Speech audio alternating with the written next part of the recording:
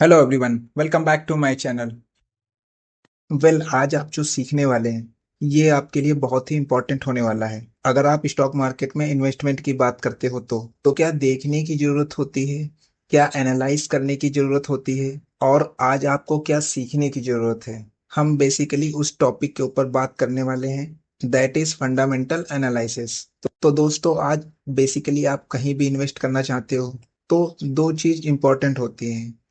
एक होती है फंडामेंटल एनालिसिस, दूसरी होती है टेक्निकल एनालिसिस। हम आने वाली नेक्स्ट वीडियो के अंदर टेक्निकल एनालिसिस भी सीखने वाले हैं, बट हम अभी किसी भी स्टॉक की फंडामेंटल एनालिसिस करेंगे।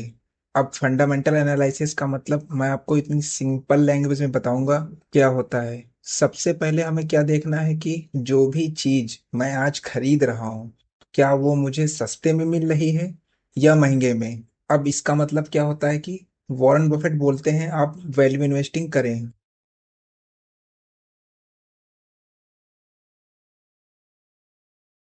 वैल्यू इन्वेस्टिंग के लिए आपको ज्यादा सीखने की जरूरत नहीं है। बस आपको इतना समझने की जरूरत है कि आज मैं जो भी कंपनी का स्टॉक बाई कर रहा हूँ वो उस स्टॉक की इंट्रिंसिक वैल्यू से ऊपर बाई कर रहा हूँ या नीचे।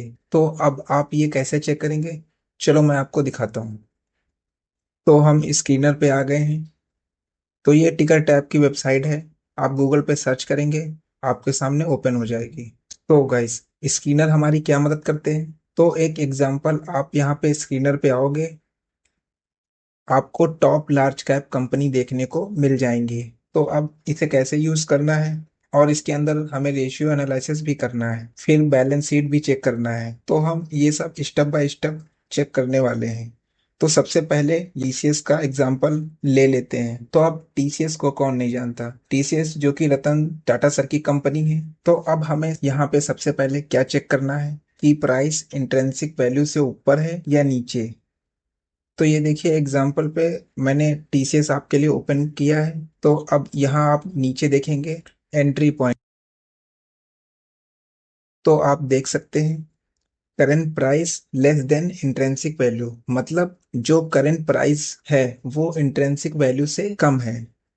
तो मेरे लिए ये एक कॉम्प्लेक्स चीज आसान हो गई कि मुझे एक सेकंड में पता लग गया यार जो प्राइस है वो वैल्यू से कम है। और बहुत सारी चीज यहाँ पे दिख रही हैं, बट जो इम्पोर्टेंट चीज है हम स्टेप बाय स्टेप उन्हीं पे बात करेंगे।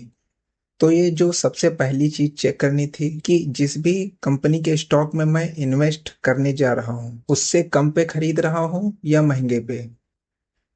यहाँ पे एक पॉइंट चेक करना था, इस पे ग्रीन टिक लग गया। अब एक पॉइंट कंप्लीट हो गया। अब दूसरा क्या है, रेशियो। अब रेशियो क्या होते हैं, देखो रेशियो बोल के मैं आपको कंफ्यूज नहीं करना चाहता, मैं आपको बेसिक चीजें बताऊंगा। देखिए आपको तीन रेशियो जो कि हाईली इंपॉर्टेंट है आपको चेक करना है। तो अब ये तीन रेशियो क्या है। नंबर वन, पी रेशियो, मतलब price to earning ratio. Number two, PV ratio, price to book value. और नंबर थ्री जो आपको देखना ही है, डेब्ट टू इक्विटी। तो तीन रेशियो बहुत ही इंपॉर्टेंट हैं। इसके अलावा बहुत से रेशियो हैं, बट ये तीन रेशियो मुझे बेसिक एनालिसिस के लिए चेक करना है। तो सबसे पहले पी रेशियो का मतलब है प्राइस टू अर्निंग रेशियो, मतलब जो भी आज मैं प्राइस पे कर रहा हूँ उसके हिसाब से कंपनी कमा क्या रही है, इसे समझिएगा। हो सकता है जो मैं प्राइस आज पे करने जा रहा हूँ वो इंट्रिंसिक वैल्यू से ज्यादा है, मतलब वैल्यू कम है बट प्राइस ज्यादा है। पर कंपनी कुछ ऐसा कर रही है कि उसकी अर्निंग बढ़ते ही जा रही है। और यह भी हो सकता है कि आने वाले समय में अर्निंग बढ़ने वाली हो, क्योंकि stock market all about future, I am telling you. अब जैसे लोग जो होते हैं कभी भी करंट मार्केट को देखकर इन्वेस्ट नहीं करते। अब जैसे फॉर एग्जांपल आपको लगता है कि गूगल दुनिया की सबसे बड़ी कंपनी बनने वाली है, अब आपको ऐसा लगता है, मार्केट को ऐसा लगता है, तो मार्केट ज्यादा पी देगा, मतलब प्राइस उसका ज्यादा हो जाएगा, क्योंकि लगता है फ्यूचर में अर्निंग बहुत ज्यादा बढ़ सकती है। अब देखो पी का मतलब होता है प्राइस अपॉन अर्निंग। तो जैसे आज अर्निंग कम है प्राइस ज्यादा है, तो आपको एग्जांपल के लिए अर्निंग पर शेयर निकालना होगा, बट मैं इसे शॉर्ट में आपको बताऊंगा। जैसे मान लीजिए एक कंपनी एक शेयर पे कमा 10 रही है और प्राइस 100 है। तो अब पी आ जाएगा 10 का, ठीक है। बट यहाँ पे प्राइस हो गया 1000 का।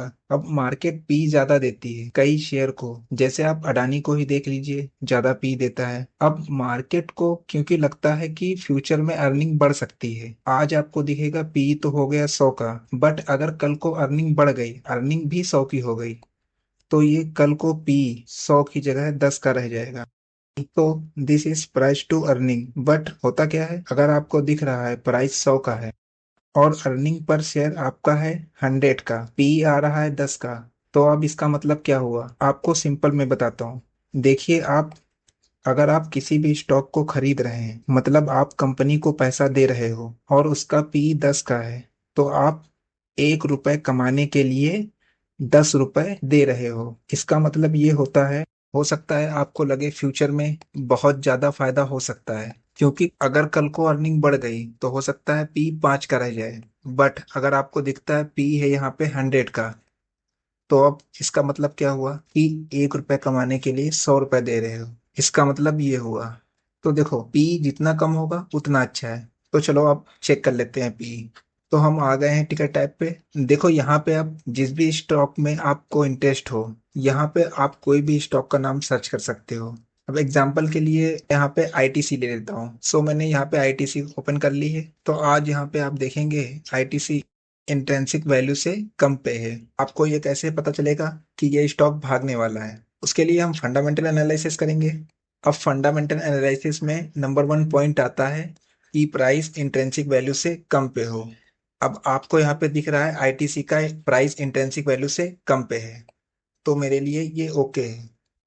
मैं कोई भी स्टॉक रिकमेंडेशन नहीं देना चाहता, ना मैं देता हूँ। अब देखिए यहाँ पे पी मुझे 15 का देखने को मिल रहा है। अब ये ज्यादा है कि कम है, इंडस्ट्री वाइज डिपेंड करता है। अभी हम पीयर कंपैरिजन भी करेंगे, बट ज्यादातर ये लोग बोलते हैं कि पी 20 से नीचे हो उतना अच्छा माना जाता है। यहाँ पे हमें 15 का पी देखने को मिल रहा है, तो अभी मेरे लिए ये एक राइट टिक है। अब देखो, कुछ कंपनी ऐसी हैं जिनका पी निगेटिव में दिखता है। ऐसा क्यों? अभी मैं आपको एक एग्जांपल दिखाता हूँ। अभी एग्जांपल हम ओला इलेक्ट्रिक सर्च कर लेते हैं। यहाँ नीचे देखेंगे क्या देखने को मिल रहा है, पी रेशियो -9 है। अब देखो ये माइनस का मतलब क्या है। देखो माइनस का मतलब ये है, प्राइस तो कभी निगेटिव नहीं हो सकता। प्राइस तो हमें यहाँ पे दिख रहा है 49 का है, बट अर्निंग निगेटिव में हो सकती है। अभी मैं इसकी अर्निंग चेक करूं, तो यहाँ थोड़ा सा नीचे आएंगे इनकम पे। अगर कंपनी प्रॉफिट नहीं बना रही, नेट इनकम देख रहे हो माइनस में दिख रही है। अगर देखो नेट इनकम कंपनी की ईयर ऑन ईयर माइनस में जा रही है, तो उसका पी रेशियो निगेटिव में दिख सकता है। तो ऐसी कंपनियों से आप लोगों ने अभी अलर्ट रहना चाहिए। सो आ जाते हैं उसी कंपनी पे जिसकी एनालिसिस कर रहे थे। अब मुझे कैसे पता लगेगा, ये मैंने आपको बताया था 20 के नीचे हो उतना अच्छा होता है। तो हम यहाँ पे एक पीयर पी देखेंगे, मतलब उस सेक्टर का पी क्या है। यहाँ पे आपको सेक्टर का पी दिख रहा है 36 का पी सेक्टर का है। अभी ये कंपनी क्या बिजनेस में है, ये एक एडवांस फंडामेंटल एनालिसिस में आता है, जो कि आपको नेक्स्ट वीडियो में सीखने को मिलने वाला है। अभी हो सकता है आप स्टॉक मार्केट में नए हो, तो एक बार में ये चीज आपको समझ में ना आए, तो ये वीडियो यूट्यूब पर फ्री में अवेलेबल है। आप चाहें तो इस वीडियो को कभी भी देख सकते हैं। अब अभी तक आपने जो ये बेसिक चीजें सीखी, ये फंडामेंटल का पार्ट 1 था। अभी जो मेरी आने वाली नेक्स्ट वीडियो में आप सीखेंगे, वो हाईली इंपॉर्टेंट होने वाली है। उसमें आप सीखेंगे पीबी रेशियो क्या होता है, डेब्ट टू इक्विटी की हम बात कर लें, और करंट रेशियो, उसी के साथ साथ बैलेंस शीट, कैश फ्लो, और सबसे इम्पोर्टेंट शेयर होल्डिंग पैटर्न से रिलेटेड डेटा कौन सा देखना बहुत ही जरूरी होता है। ये सब आपको स्टेप बाय स्टेप इसी चैनल पे सीखने को मिलने वाला है। देखो, आज कई लोग शेयर मार्केट में इंटरेस्ट ले रहे हैं। हो सकता है आज आप शेयर मार्केट में बिल्कुल नए हो और आपको कुछ भी नहीं पता है, क्या बेसिक सी चीजें देखनी रहती हैं। तो खास करके मैंने उन बिगनर्स के लिए एक वीडियो बनाई है, जिसमें आप स्टॉक मार्केट की बेसिक सी चीजें सीखेंगे। इसका लिंक मैंने ऊपर आई बटन में और नीचे डिस्क्रिप्शन में दे दूंगा, आप वहां से जाके देख सकते हैं। तो अगर आपने अभी तक हमारे चैनल को सब्सक्राइब नहीं किया है, तो अभी सब्सक्राइब कर लीजिए। और हाँ, बेल आइकन पे ऑल प्रेस करना ना भूलिएगा, जिससे क्या है कि मेरी आने वाली नेक्स्ट वीडियो का नोटिफिकेशन आपको मिलता रहे।